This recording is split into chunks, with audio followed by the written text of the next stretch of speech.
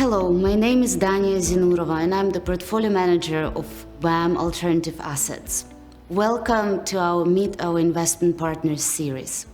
Today, I'm delighted to be joined by Kim Morrison, Managing Director at Argyle Capital Partners. Welcome, Kim. Thanks, Dania. Great to be with you. Likewise. Kim, I often refer to you in the market as father of water rights investing. And I think it's fair to say that you're probably one of the most experienced investors in this very unique asset class.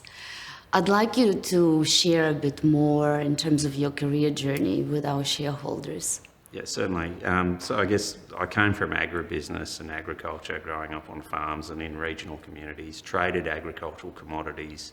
I've really come to understand that agriculture in Australia is, an industry dominated by private family businesses. Yeah. They're starved of equity capital. I was involved in trading commodities out of Australia and saw the rise of per capita wealth in Asia. Saw the opportunities through the free trade agreements we've written, and also the opportunities out of the reforms of our water system in Australia in terms of creating this market cap and trade system. Bringing that all together was, how do we provide new capital to farming businesses that are family owned to allow them to capture those opportunities to change their product mix, become more productive in the use of water, and that's really led us to doing what we're doing. We also understood lots of the challenges of the past approaches for investing in agriculture, and we've tried to construct a mechanism through our water fund of a way to invest that's much more efficient, easy to value, less operating risk, is diversified across different commodities and different farming businesses and geographies, that is a risk-adjusted approach to agriculture. So they were all the things that led us to do what we're doing, and it was a result of some changes we've had with the rising per capita wealth, creating new markets outside of a domestic market in Australia, as well as the changes to regulations around water that created a secure asset class. In terms of the business that you manage together with your team, what is this business about? Because I know it operates in a very unique niche asset class where you would expect and require very specific technical skills. So what are the strategies you look after, and as a business, what's your competitive advantage? Yeah, I guess firstly, our passion is about agriculture and the opportunity in that sector, and understanding that well, and straddling those opportunities and presenting them to where are the sources of capital.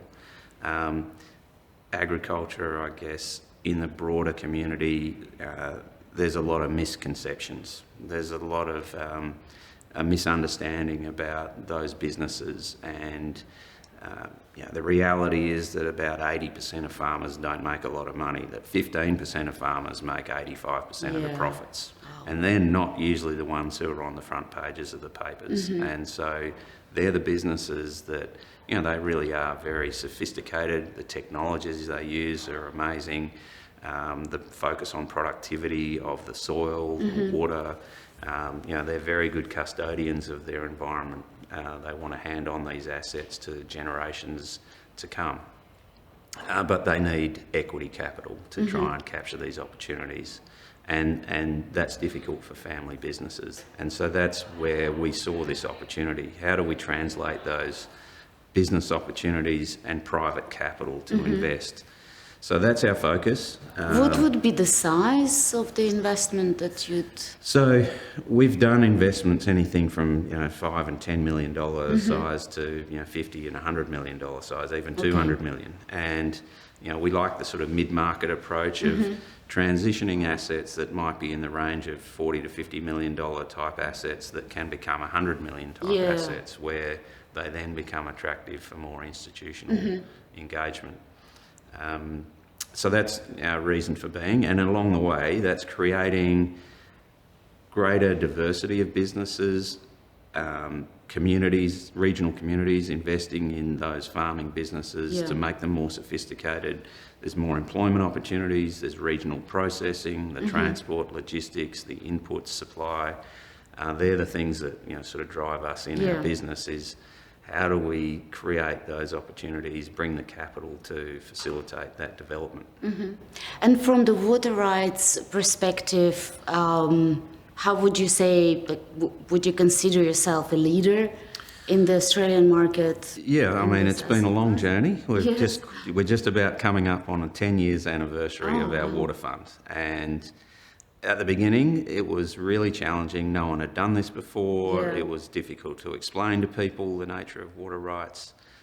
There was no track record, and so a lot of people initially were just taking it on faith, and we're very thankful for that, and it's led us to now being able to show that track record and illustrate what we've done. Stellar performance. Yeah, since inception. What was the? Well, we've been doing over 16% per Yeah. annum since inception That's after fees, and that's unlevered. We're proud of that record, and we think that there's still growth to be had in this asset class because it is so scarce. Yeah. There are only so many water rights on issue in Australia in each geography.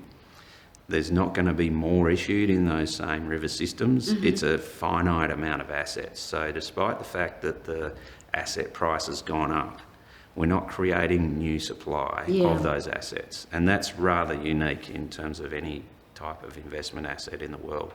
We might create new water rights in different regions, and new infrastructure might be constructed to capture water supply in North Queensland or in the Northern Territory, but in places like the Murrumbidgee or the Murray or the Goulburn River systems, we're not going to be seeing new dams being built there to create new supply. Yeah. So the competition is for what is the most efficient use of that finite amount of water, and that's really what we're participating in.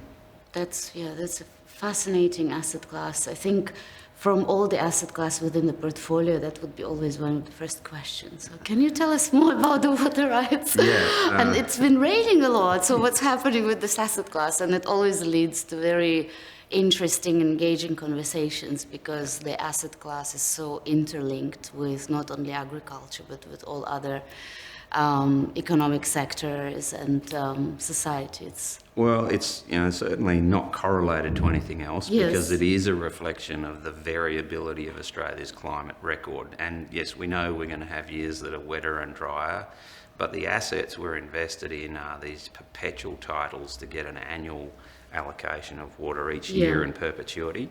And so the assets are not necessarily priced just because it's wet this year or it's a drought this year. We understand that's always going to be the case. The assets are really reflecting what's the long-term use of that water supply in perpetuity to underpin the highest value agricultural enterprises in the country. So it's irrigated cotton or wine grapes, table grapes, citrus, almonds, stone fruit. Those are the things that this water's being applied towards. And there's vast differences in the returns that farmers can achieve for those different crops, for the unit of water that they're applying. Well, thank you very much, Kim. I'm so excited that we have this opportunity to work with you and your team.